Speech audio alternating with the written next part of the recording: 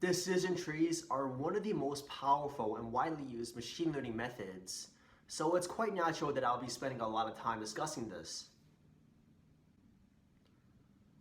I'll go over three major things on decision trees. I'll first describe what a decision tree is, explain how decision trees are created and trained, and list out some of the pros and cons of trees. So let's go over what a decision tree is. The basic idea of a decision tree algorithm is to partition our data into rectangular regions and represent this partition in terms of a tree structure. We want each section of our partition to contain data points that are as similar as possible. Let's go through an example to make this less abstract. So here we have a bunch of data points where our features are petal widths and petal lengths, and our label categories are types of flowers. We will call these types 0, 1, and 2. The zeros correspond to square shapes on the graph, the 1s correspond to the triangles, and the 2 corresponds to the circles. Our decision tree wants to partition all the data such that each region, orange, green, and blue, contains as many of the same flowers as possible. Ideally, each region will contain only one type of flower, but because we can only separate regions by straight lines, that may not always be possible. After we find out the best partitions, we can predict the value of new instances by checking which region that new instance falls into and return a value depending on that region. It turns out that this regional partition can be represented in terms of a decision tree. A decision tree is a tree-like structure that describes a course of action that one takes. Say we have a working decision tree. To make a prediction from that decision tree, we essentially start from the root node and follow the edges according to the feature of our sample until we reach the bottom. The leaf nodes will represent some part of the region, as described in the previous slide, and we can return the label that is corresponding to that leaf or region. Let's go through a simple example.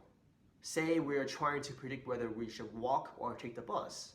Our features right now is the time, whether we are hungry, and the weather. We start at the top node and look at the feature in the current box. In this case, the feature is the weather. Depending on what it is, we follow the line downwards to the next node. We continue doing this until we reach a leaf node, denoted in yellow. Whatever is in the box is our output. So now that we know how a decision tree is used, how can we construct a tree that will effectively make predictions? There are multiple ways that a decision tree can be trained, but the most standard one is the CART algorithm, which is a simple recursion algorithm. First, we find a feature of the data and a threshold of that feature. For example, if the feature is petal width, we can have a threshold of 0.75 centimeters. Next, we take all the data and split it into two sub-data sets, one which has a petal width less than 0.75 and another which is petal width greater than 0.75. Finally, we recursively apply step 1 and 2 to both sub-data sets until a stopping criteria is met. Along the way, we construct a tree structure that represents the splits that were made. One thing to note is that the CART algorithm is a greedy algorithm because it greedily searches for an optimum split at the top level and then repeats the process at each level.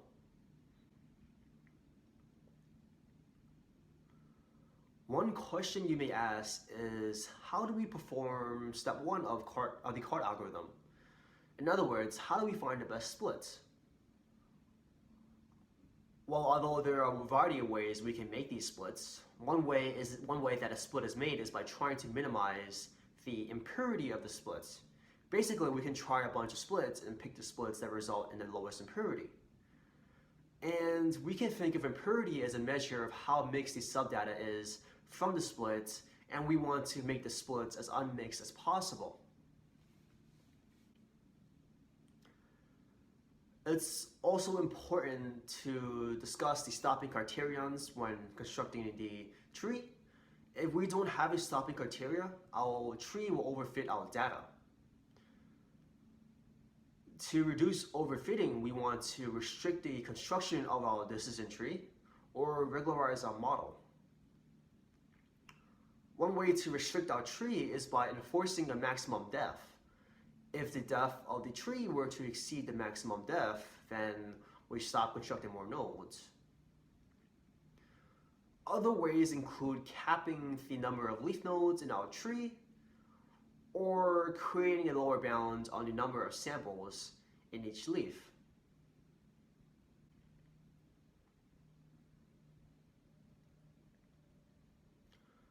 Lastly, we'll talk about the pros and cons of using decision trees. One benefit is that decision trees are universal approximators, meaning that theoretically, large enough decision trees can represent any mapping from the data to the label. This makes decision trees more powerful than non-universal approximators like simple linear regressions. Decision trees are also very interpretable. When predicting the output from some data, the nodes in the decision trees provide transparent reasoning to what the prediction is going to be.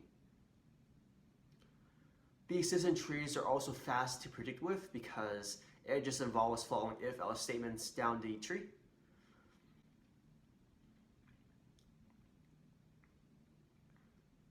There are some major downsides to using decision trees.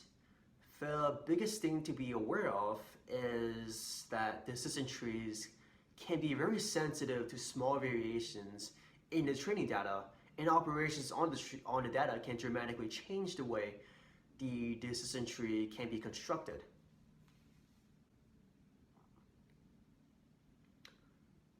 That was a brief overview of what a decision tree is, and here are some questions that you should try to answer.